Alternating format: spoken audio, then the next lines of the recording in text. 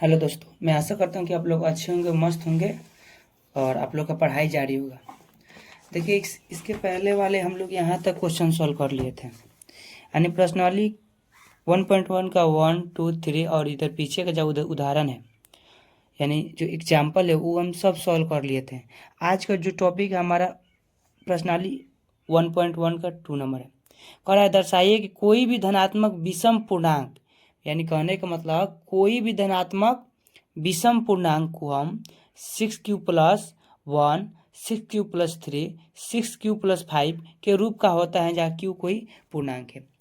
बाबू कहने का मतलब यहाँ पर जो दे रहा है, समझिए यहाँ पर कि 6q+1, यानी q जो बता रहे कोई भी संख्या है, मतलब पूर्णांक है। तब पूर्णांक में आप समझ सकते हैं क्या आता है, 0 आता है, 1 आता है, 2 आता है, 3 आता है, इधर -1, -2, -3 आता है। यही हमारा पूर्णांक है। तो ये बताया नहीं कि पूर्णांक का वैल्यू इतना है, यानी q कोई पूर्णांक है, ऐसे बताया है। यहाँ पर हम क्वेश्चन लिख लिए है और हम पढ़ते हैं। सम कर रहा है कि दर्शाइए कि कोई धनात्मक कैसा धनात्मक विषम पूर्णांक को 6q+1 या 6q+3 या 6q+5 के रूप का होता है, जहाँ q कोई पूर्णांक है।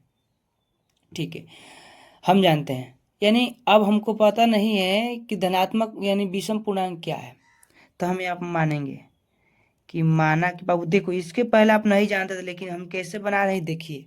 लिखेंगे माना कि कोई धनात्मक विषम पूर्णांक क्या है। कोई धनात्मक विषम पूर्णांक अगर हम ए मान लेते हैं, समझिए इतना बाबू, हर जितना आप सिद्ध करने के दे रहा है इसमें ऐसे मानना है। अगर सम बोलेगा तो सम कीजिएगा, विषम बोलेगा तो विषम कीजिएगा। तो यानी कोई धनात्मक विषम पूर्णांक ए है, तो यूक्लिड विहार एल्गोरिथम क्या क्या कहता है,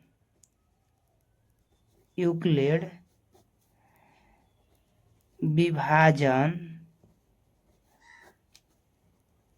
एल्गोरिथम, बाबू ये हर केस में प्रयोग करना है। क्या कहता है यूक्लिड एल्गोरिथम, जैसे लिख रहे हैं वैसा ही लिखना है। कहता है ए बराबर BQ+R, यानी जो R है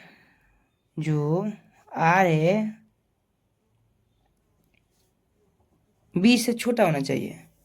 यानी इसका मतलब क्या हुआ, अब यहाँ पर समझ ले कि ए क्या है, बी क्या है और क्यू क्या है। यहाँ पर हम आप समझ लेते हैं, एक छोटा सा टॉपिक लेकर। ठीक है, देखिए यहाँ पर हम ये खुद पर समझाने का प्रयास करते हैं आपको।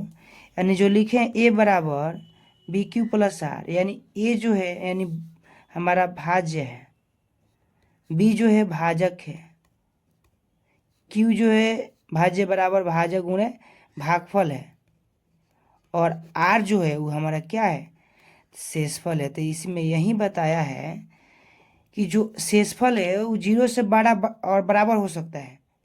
जो शेषफल यानी जो शेषफल वो 0 से बड़ा और बराबर हो सकता है, लेकिन बी से क्या होता है, यानी बी यानी भाजक से छोटा होता है। इसका मतलब होता है बड़ा, बड़ा का चिन्ह जिधर रहेगा वो बड़ा होता है, जिधर रहेगा वो बड़ा होता है। यानी जो शेषफल है वो 0 से बड़ा और बराबर हो सकता है, और भाजक से हमेशा छोटा हो सकता है। समझने के लिए मान लीजिए हम 5 में भाग दे रहे हैं 2 से, 2 दूना 4, एक आ रहा है। तो ये हमारा क्या है बाबू, ये हमारा भाजक है, और ये क्या है, ये हमारा शेषफल है। तो यही बताया है कि जो भाजक होगा वो शेषफल से क्या होगा, बड़ा होगा। लेकिन जो शेषफल होगा, जो शेष सॉरी यहाँ पर, तो इससे हमको क्या सीख मिला है बाबू, सपोर्ट समझने के लिए आप समझ लिए। अगर 5 हम लेते हैं, 2 से भाग देते हैं, 2 दूना, कहिएगा सर 2 दूना 4 हो गया, यानी 1। ये हमारा क्या हो गया बाबू, ये कहिएगा सर भाजक हो गया, भाग दे रहे हैं। ये क्या हो गया, शेषफल हो गया।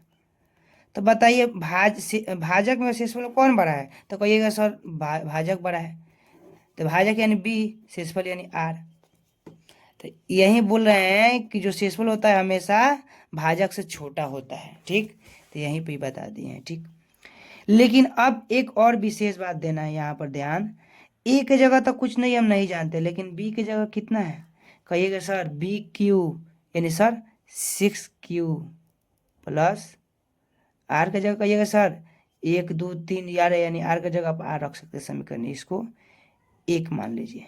अब ऐसे जब स्थिति आ रहा है तो जब अब ऐसे क्या होगा 0 1 और आर आर बी का वैल्यू बी यही ना है BQ 6, यानी आर का जो संभावित मान होगा कितना होगा 0 से बड़ा और बराबर, यानी 0 ले सकते हैं और 6 से छोटा, तो 1 2 3 4 5, यानी इतना बाबू हो सकता है। कहिएगा यस सर हो सकता है।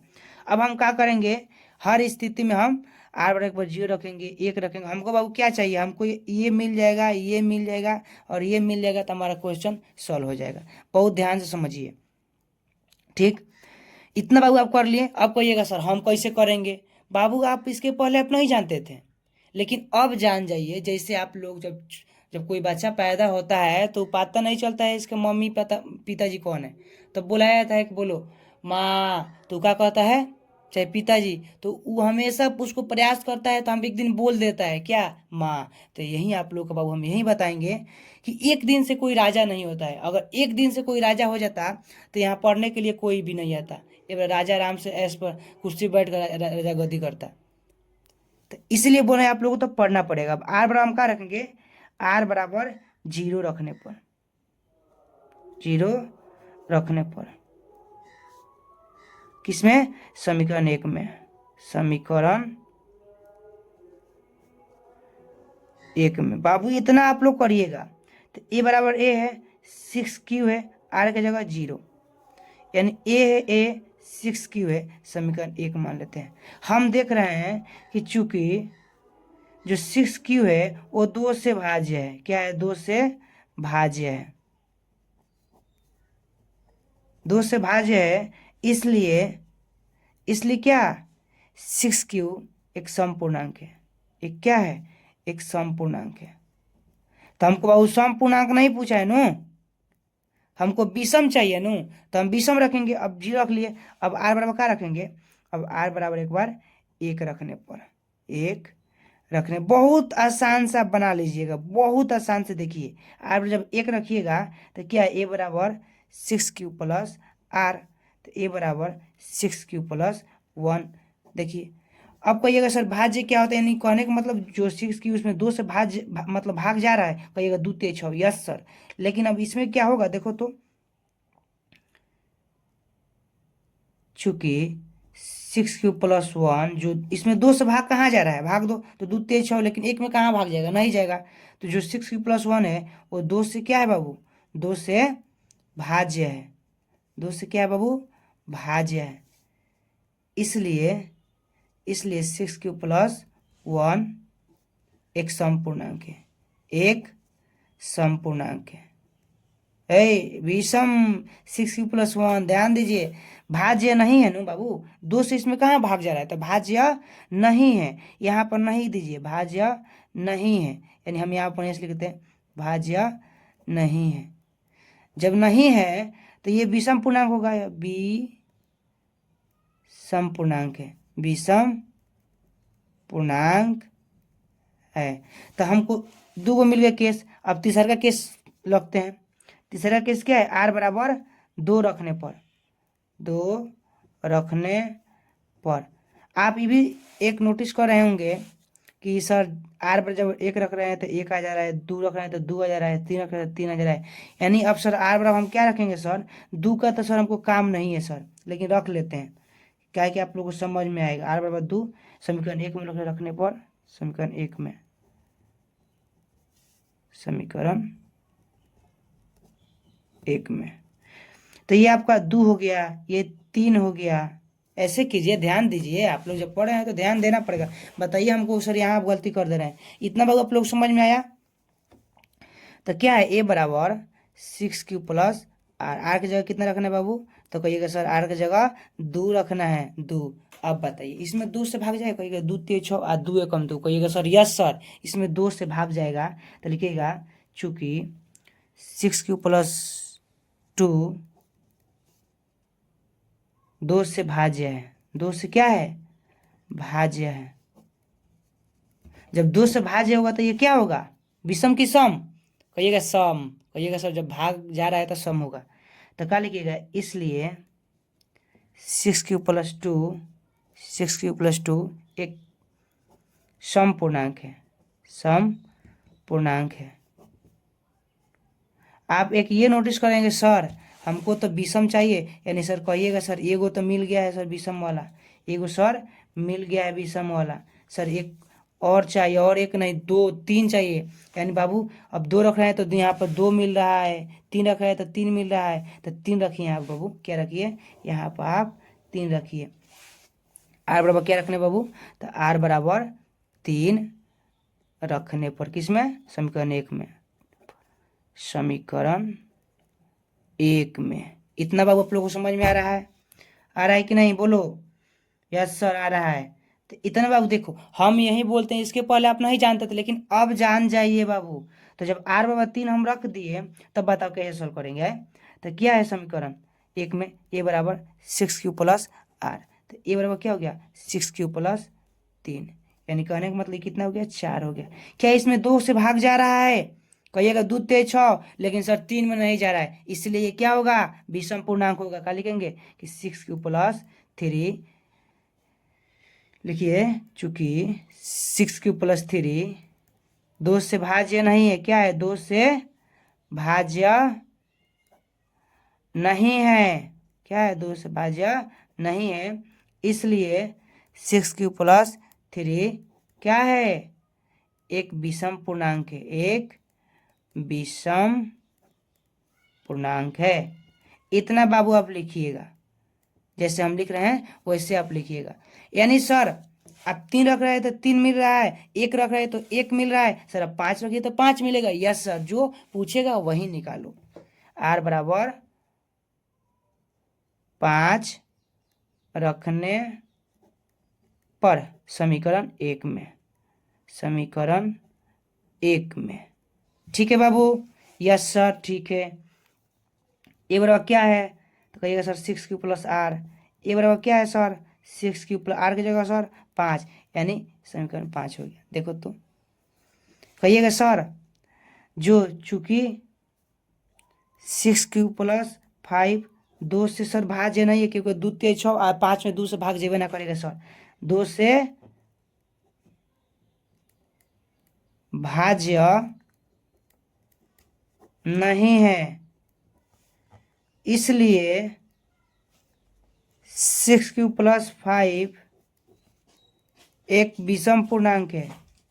क्या है, एक विषम पूर्णांक है। आप ये देख रहे होंगे, नोटिस कर रहे होंगे कि सर जब हम 1 रख रहे हैं तो सर 1 यहाँ पर मिल रहा है, सर जब हम 3 रख रहे हैं तो 3 मिल रहा है, 5 रखे तो 5 मिल रहा है, यानी सर हमको विषम वाला कौन कौन, इसको हम नहीं माने बाबू, 3 के बाद इसको हम 4 कर लेते हैं, 4 5 6, तो समझ नहीं आएगा, लिखेंगे ऑप्शन कि समीकरण